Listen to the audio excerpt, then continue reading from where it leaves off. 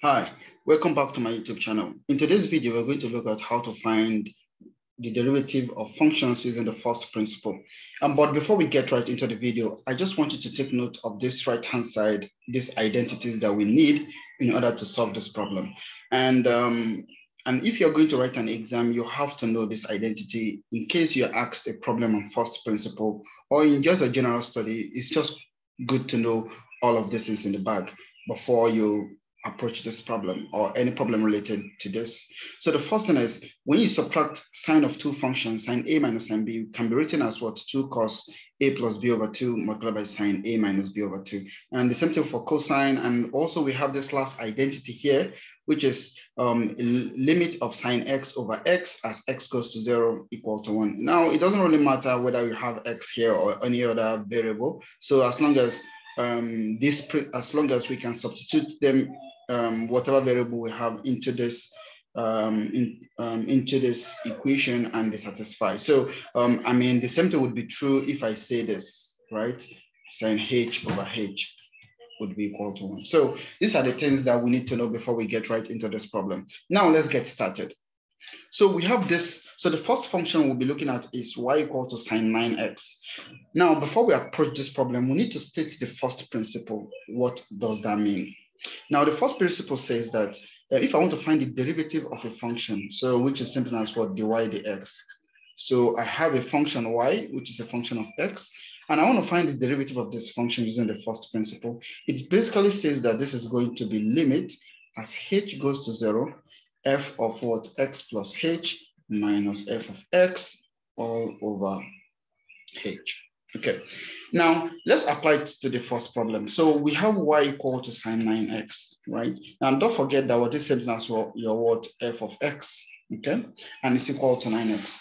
Now, applying this principle, we want to find the derivative of this function of sine 9x. So this will be equal to limit as h goes to 0, f of x plus h would be what? Sine 9x plus h. Now, how do we get this? Basically, we are replacing x with what? X plus h in this function, which means we are going to replace x here with also what?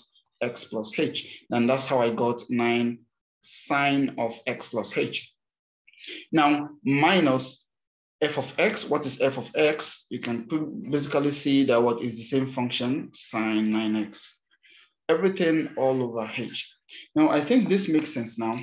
At this point, you can now see the usefulness of this identity, because we have sine of a function minus another function. So we can use this principle. Now, what does this give us? It gives us limit h goes to 0. It says 2 cosine of, if I add the two functions together and divide by 2, so if I add 9x plus h with what? 9x, and I divide it by 2, multiply by, if I subtract them, so multiply by sine of 9x plus h minus 9x over 2. Okay, everything now divided by h, don't forget. Okay, cool. Now we need to simplify this. So just basically simplifying this gives us what? 2 cosine of what? So here we have 9x plus 9h plus 9x, so that will be 18x plus 9h over 2. Okay, then we have multiplied by sine.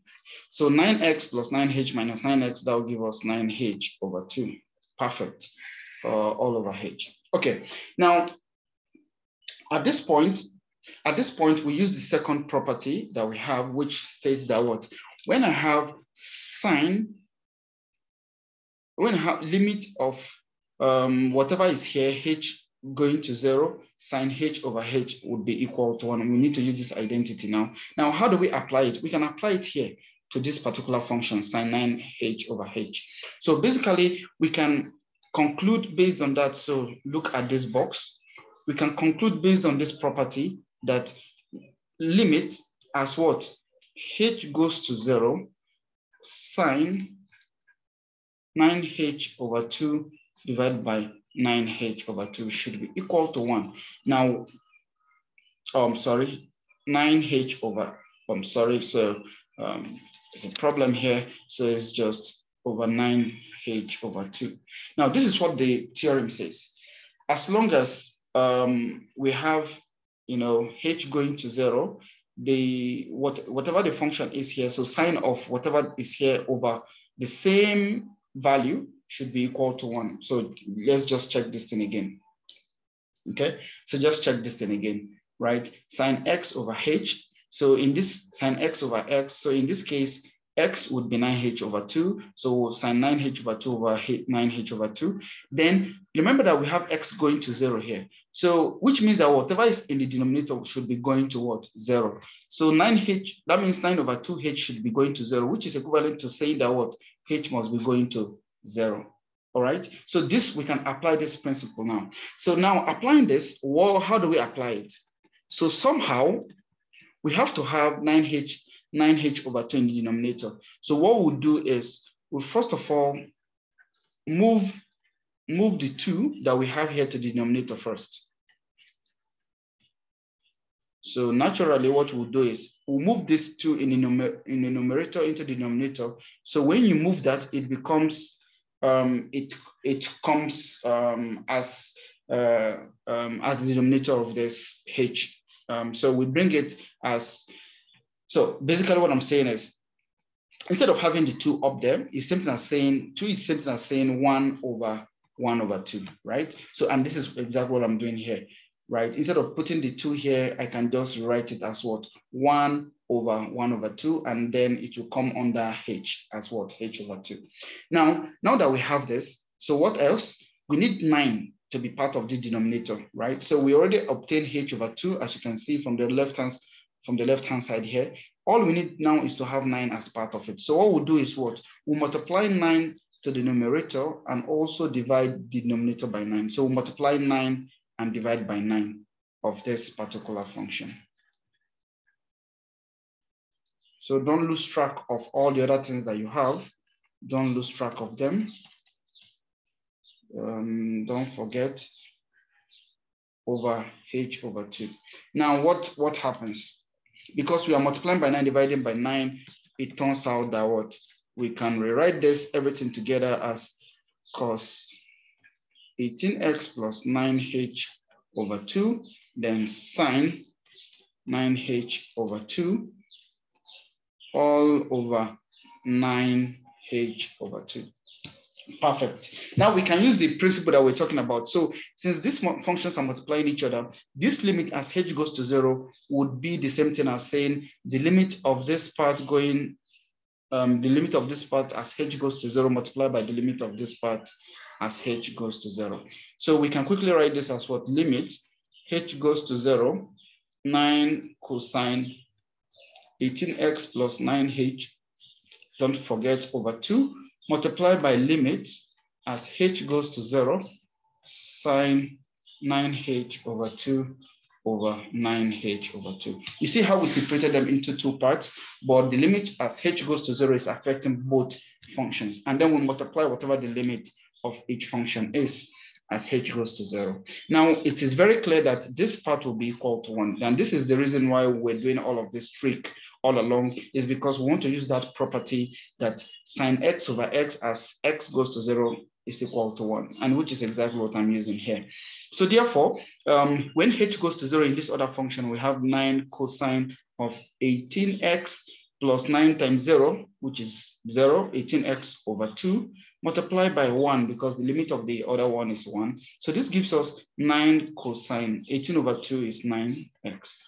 So this gives us the answer to that problem as what? 9 cosine 9x. So that's the answer to the derivative of sine, I think we have sine 9x, okay? So the answer is 9 cosine 9x. Now let's move to the second problem quickly. We have cosine 12x, okay? So let's move to the second problem. So the second one, we want to differentiate cosine 12x, okay, using the first principle. So don't forget, this is your f of x, okay? So now f prime of x, according to what we know, is what? Limit h goes to 0, cosine of what? F of x, right? f of x plus h, which means when we substitute x plus h in this initial function, so we're replacing x with what? X plus h. So that will give us 12 times x plus h, right? This is f of x plus h, right? So don't forget the first principle. Now we are going to subtract what? F of x from this, minus f of x, which is cosine 12x. So don't forget this is your f of x. Everything over h. Now this is the first principle. We just need to simplify this and see where it leads us to. Now this is limit h goes to 0, cosine 12x plus 12h minus cosine 12x all over h. Now we can now use this other identity, the second one, which is subtraction of two cosine functions, would give us minus 2 sine, average of the two functions, then multiply by sine when we subtract the two functions over 2. Now let's apply this. So this gives us limit h goes to 0, and we have minus 2 sine. When we add this function to this one, we divide by 2. So that is 12x plus 12h plus 12x all over 2. And then when we subtract them and divide by 2. So when we subtract them, sine of when we subtract them, 12x plus 12h minus 12x all over 2. Okay, and don't forget divided by what? H. Okay, now this might look long, but just be patient with the process. It comes off very nice eventually. So when you add these things together, you have 12x plus 12x, that's 24x plus 12h over 2. Multiply by what? Sine. When you subtract 12x from this, you have 12h over 2. Everything divided by what? H. Okay. Now we are moving. Again, we're going to use the same principle that we used before. So let's just move faster because we already know the tricks that are involved. So basically, you can simplify the inside of this. 12x plus 24x plus 12h over 2. 2 is common from in the numerator and denominator. So we can quickly simplify that, and that will give us 12x plus 6h. Then for the other one, we have sine 12h over 2. So that would be, so that would be basically 6. So let's say 6h, okay? All divided by what? H. Okay, fine. We have this. Now, what do we need? What else? What do we need now? So remember again that what we can use the principle that what sine 6h over 6h as the limit as h goes to 0. We know this is going to be equal to 1 when we use that principle. So all we need to do now is to get 6 in the denominator. And what do? You multiply both numerator and denominator by 6. Right? So when you do that, multiply both the numerator and denominator by 6. So I'll multiply by 6 divided by 6. The overall the overall fraction does not change. We multiply this by what you have here, right? So let's not lose track of what we have. So this way we can rearrange the expression. We can rearrange the expression to give us the numerator will become minus 12 sine 12x plus 6h multiplied by sine 6h, all divided by 6h. Okay, so we can now separate because we want to use this this identity, right? Because we want to use that identity, we try to what? Separate the functions in such a way that what we can use the identity. So what does that mean? So separate the first one, the first half, right?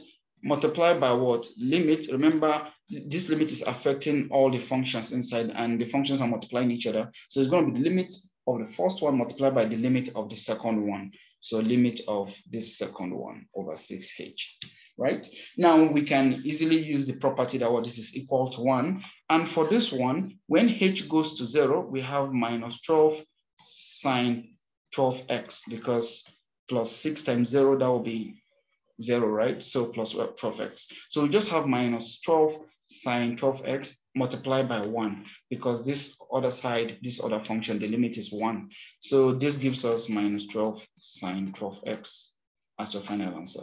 Okay, so this is how we solve the derivative of what trig functions using first principle. Now we are going to solve the last one, which will be a little bit demanding, which is finding the derivative of what 3x minus 2 all square. Okay, and we're going to use first principle to solve this as well. So let's just quickly look at the last example. Y is what 3x minus 2 all square. Now, what I would advise most students to do is to first of all evaluate this function before you use first principle to find the derivative. So you can see that what this is the same thing as squaring this, right? Which gives you 9x squared minus 6x plus 4, which gives us 9x squared minus 12x plus 4. So you just basically need to find the derivative of this function using first principle, right? And that will give us the same answer. So let's quickly do that. So f prime of x is what we're looking for, which is limit as h goes to 0. So let me quickly write the first principle function expression here. So this is how to find the derivative using the first principle. Now, f of x plus h will basically be, this is f of x, will basically be evaluating this function at what, x plus h. So let's do that. So limit h goes to 0, f of x plus h. So let's put everything in bracket. That will be 9 multiplied by what, x plus h. Remember, we are evaluating this function at what, x plus h. So wherever we see x here, we replace it with what, x plus h. So which is exactly what I'm doing. So 9, instead of x squared, I'll have x plus h squared minus 12 times, replace x with x plus h again, then we have plus 4. So this is the evaluation of the function at x plus h. Now, what do we have next? Minus f of x. So let's write our f of x is the same function, 9x squared minus 12x plus 4. And we are dividing all of this by what? H. Okay, so the remaining part is just to simplify the numerator and then divide the numerator by h, and then whatever we have left, find the limit when h goes to 0. As simple as that. Now we need to expand the numerator. So think about it. 9x plus h squared is just x squared plus 2xh plus h squared. Let me use this, plus h squared. Then evaluate this. This is minus 12x minus 12h plus 4. Okay. And when you expand this as well, have minus 9x squared minus times minus 12x. That will be plus 12x. Then we have minus 4 all over h. Okay. Keep your focus now. Don't lose track of the numbers and the variables. So now when we expand this, we basically have 9x squared. So I can just remove the bracket if I want. So 9 times x squared, 9x squared plus 9 times 2xh, that's plus 18xh, then plus 9h squared minus 12x minus 12h plus 4. Then we have minus 9x squared here plus 12x minus 4. I hope you're not losing track of this, of the numbers of each term in this expansion. Now we can remove the parts that are the same that could cancel out. So for example, 9x squared would go away because we have 9x squared here. What else will go away? Minus 12x plus 12x will go away, then plus 4 minus 4 will go away. So what is left is 18xh plus 9h squared minus 12h. Then we divide this by what? H. Okay. Now, h is common in the numerator and denominator. So we factorize h out. What will be left is 18x plus 9h minus 12, all divided by 12. So you can cancel the h now, okay? You can cancel the h now. So what we have left is this, 18x plus 9h minus 12. Now, it is quite easy now when you make h go to 0. So when h goes to 0, what will be left is what? 18x minus 12. because 9h will be 9 times 0, and that will be 0. So this will be the derivative of that function with respect to x. And this is how we use the first principle to find trig derivatives of trig functions as well as polynomials. I hope you thoroughly enjoyed this video like I did.